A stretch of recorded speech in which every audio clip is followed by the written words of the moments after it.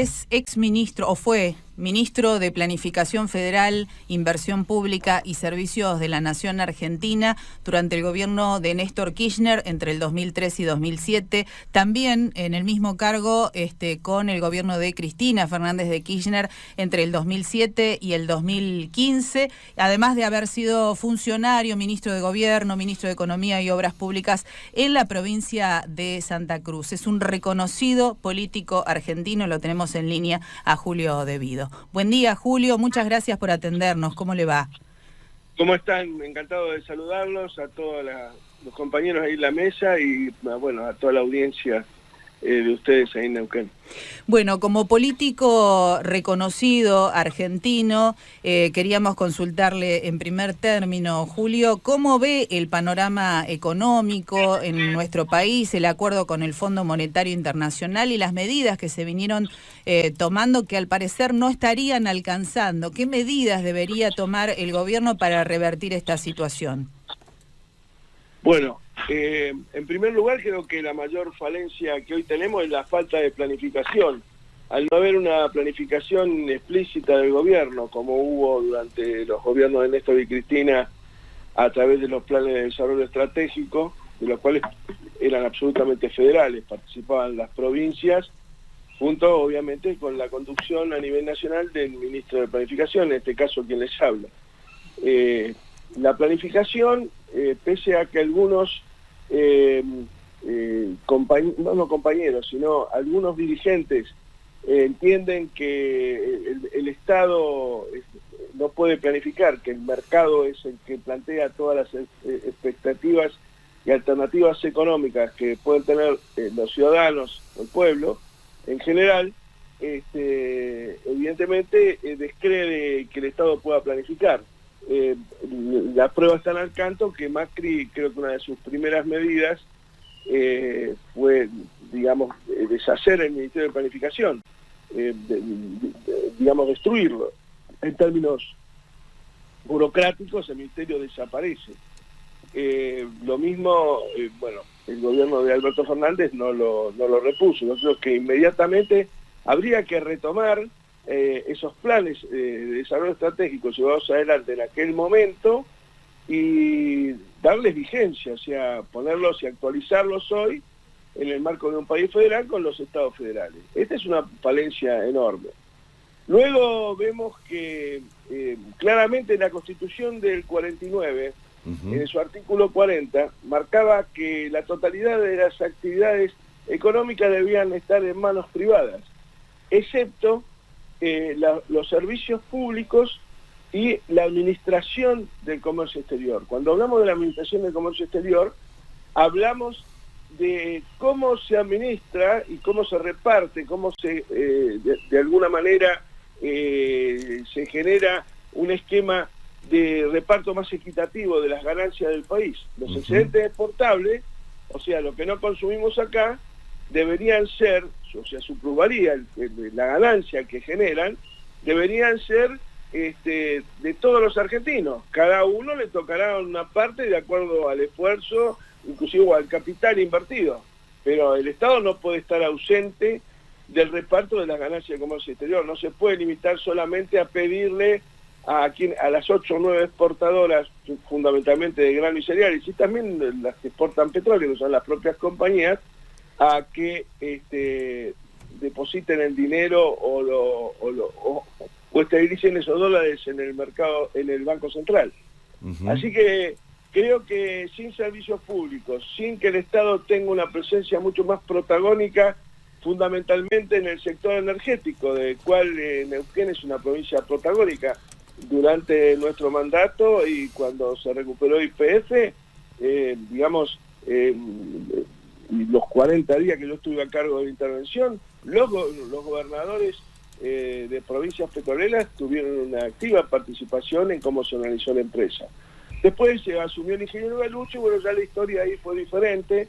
Yo no comparto en nada, creo que hoy mismo él está de alguna manera conduciendo la empresa nacional, la empresa YPF, y esto me parece que no le da demasiada transparencia al mercado petrolero tampoco. Julio, Nico Rosicky lo saluda, ¿cómo le va? Hola.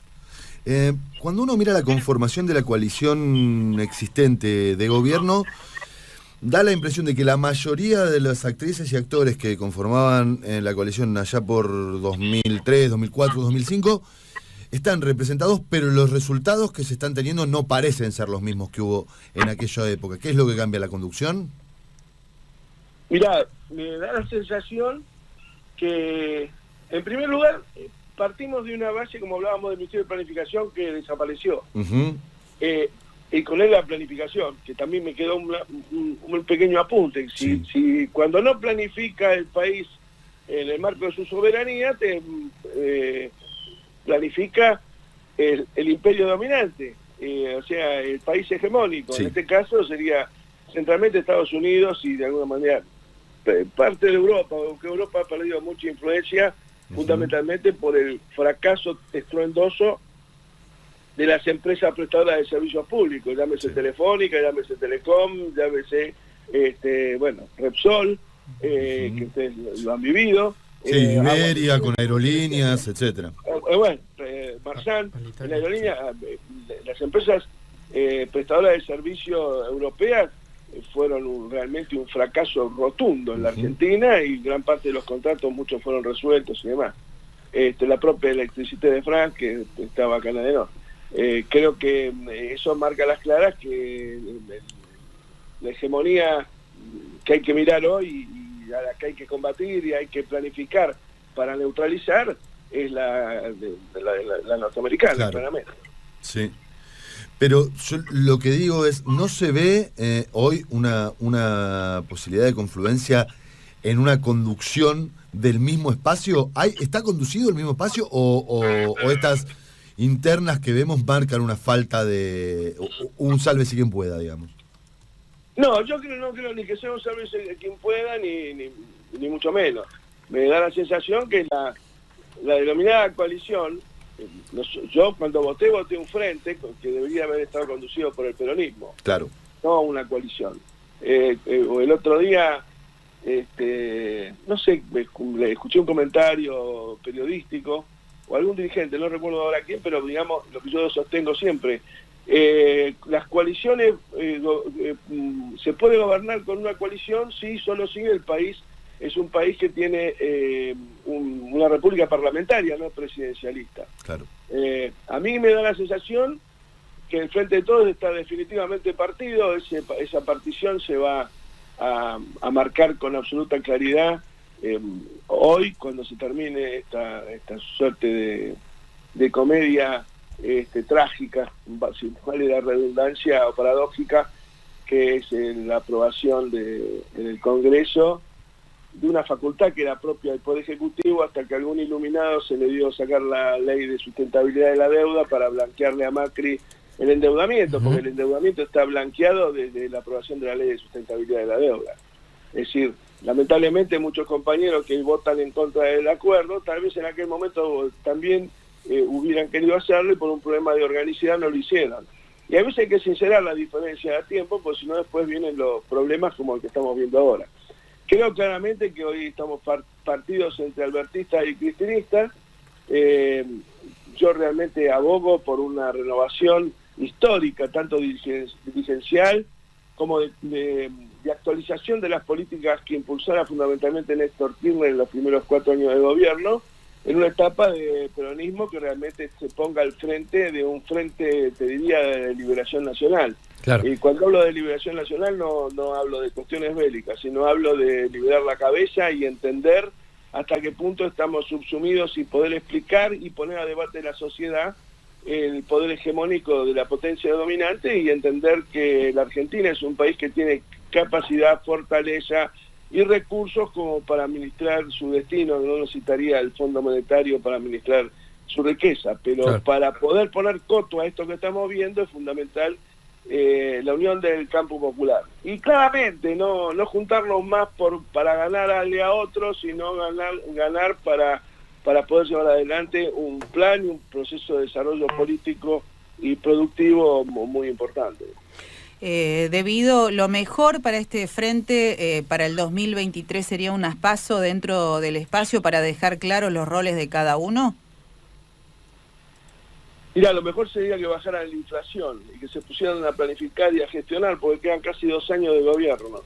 He visto que algún canal de noticias tiene en su graph permanente que faltan 83 semanas para la elección presidencial. Me da la sensación que, dada la gravedad de la crisis, dada la gravedad del deterioro del ingreso de los ciudadanos, es decir, la gente cada vez gana menos y las cosas cada vez valen más. Y no hay una dinámica económica que uno vea y que genere expectativas para subsanar este problema.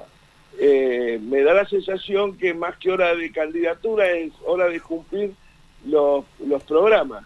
Más allá de que estemos partidos, aunque se sinceraran 2 bloques, en diputados, el senador del Congreso Nacional, pero me da la sensación que no es el momento de impulsar ni a Alberto como candidato a la reelección, ni como a Cristina, su opositora interna, y también que puedan dirimir en una paso o no a futuro. Esto está por verse cómo se va a dirimir.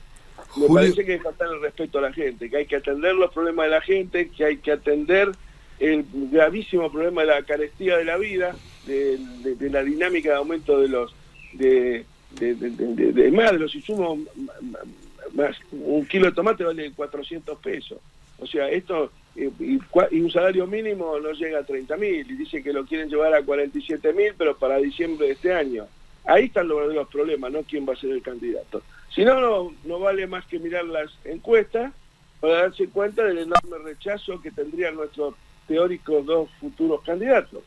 Y paralelamente vemos, yo lo vengo diciendo desde marzo del 2019, como el presidente lamentablemente, prolijamente, ha ido cimentando y pavimentando el camino para que Larreta, que pareciera ser el nuevo Macri, gane las elecciones. Yo veo decenas de encuestas todos los meses y veo que el único que crece es él. Y todo, Cristina aumenta cada día su rechazo y su adhesión, y Alberto también. Pero cada vez que Cristina marca una diferencia, uno ve que las encuestas mejora la imagen de Alberto y empeora la de ella. Entonces me da la sensación que en este círculo vicioso no va más. Si hay una partición, como se ve claramente, y sincera, seguramente se podrá reorganizar el staff del Poder Ejecutivo y habrá que llevar una política parlamentaria acorde a la realidad. Pero empezar campaña electoral de hoy me parece un error fenomenal. Sacarse fotos con afiches de campaña de hace 10 años me parece que es un sincericidio absurdo. Hablaba usted recién de la importancia del control del comercio exterior y de la suba en los precios de los alimentos que se viene sufriendo en Argentina. Y yo le preguntaba si en esta época, en lugar de un YAPI, como fue en el primer gobierno justicialista, si en esta época eso es una referencia a la necesidad de aumentar las retenciones. No, todo lo contrario.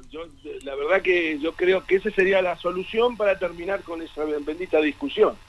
Porque si el Estado de alguna manera administrara esos recursos, lo que no quiere decir que se los apropie, los tiene que redistribuir con justicia social. Para eso somos peronistas. Claro. O sea, usted plantea un nuevo YAPI, digamos, algo así. Con absoluta claridad. Y estamos viendo que no hacerlo, más allá de lo ideológico, torna inviable al país. Si el país no maneja esos recursos, el superávit que deja las ventas de los excedentes exportables, como reitero, si esos excedentes exportables son de 9 empresas exportadoras y de ponerle 100.000 productores, hay 30 millones de argentinos que estamos de más. Claro. Y claramente cuando vemos el tema de la carestía de la vida, de la inflación, no pasa simplemente por el tipo de cambio, porque si nosotros observamos el tipo de cambio evoluciona diferente a la inflación, a veces está por arriba y a veces está por abajo. El problema de la inflación en la Argentina, a contrario sensu de lo que plantea el ministro Guzmán y muchos miembros, muchos economistas y miembros del gobierno, no es multicausal. La inflación, pues sobre todo la carestía en el precio de los alimentos, o la inflación en el precio de los alimentos, está dada fundamentalmente por la monopolización de 6 o 7 empresas en materia de fábricas de fideos, de harina, de los propios frigoríficos y demás. Más allá de la enorme cantidad de cereal y de carne que se contrabandea, en el sentido que sale del país sin pagar, sin ser controlada, mejor dicho, por la aduana, lo que después significa evasión de los recursos que esos productos generan.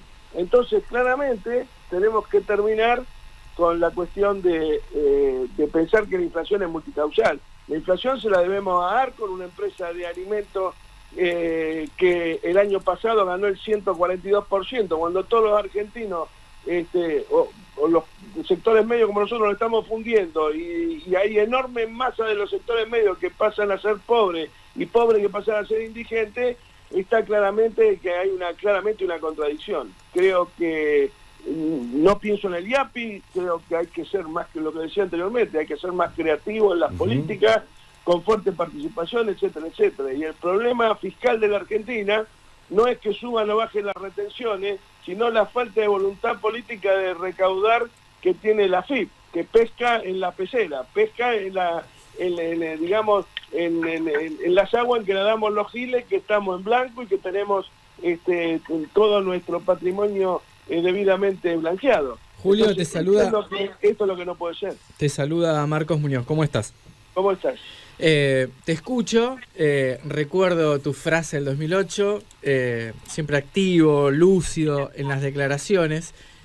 ¿Cómo se sale políticamente de esta situación? No sé si es una trampa interna o es una trampa externa hablar de albertismo o cristinismo, pero sí es cierto que pareciera que falta política que gestione a favor de distintos sectores, como vos lo venís describiendo.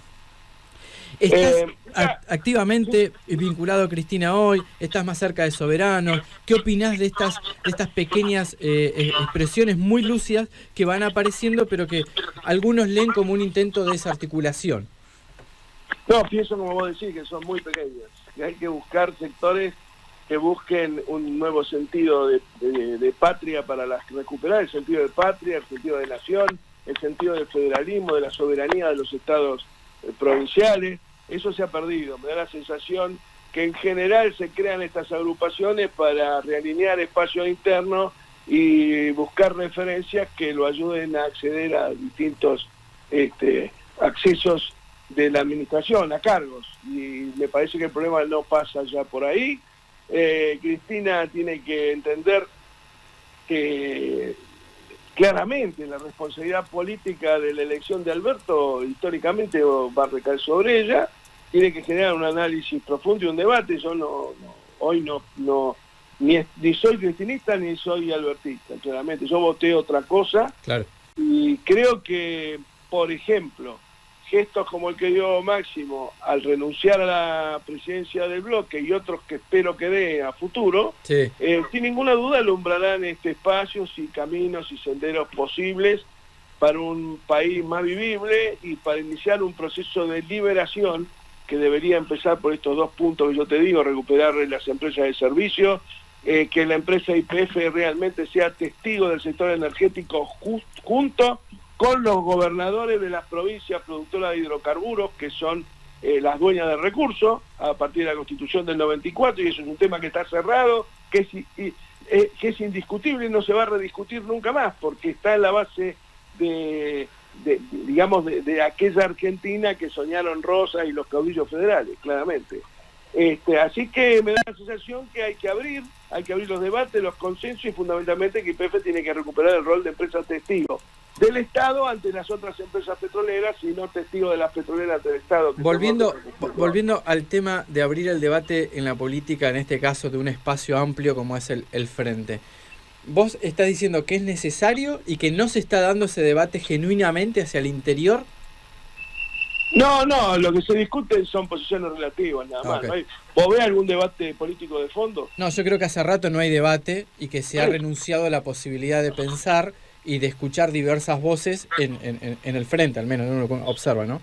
Por eso, y el título de la mañana era que la vocera del presidente dice que Cristina no le atiende el teléfono. ¿Y a mí qué carajo me importa? ¿A la gente qué le importa eso? Si cuando va a la carnicería no puede comprar ni 100 gramos de picada.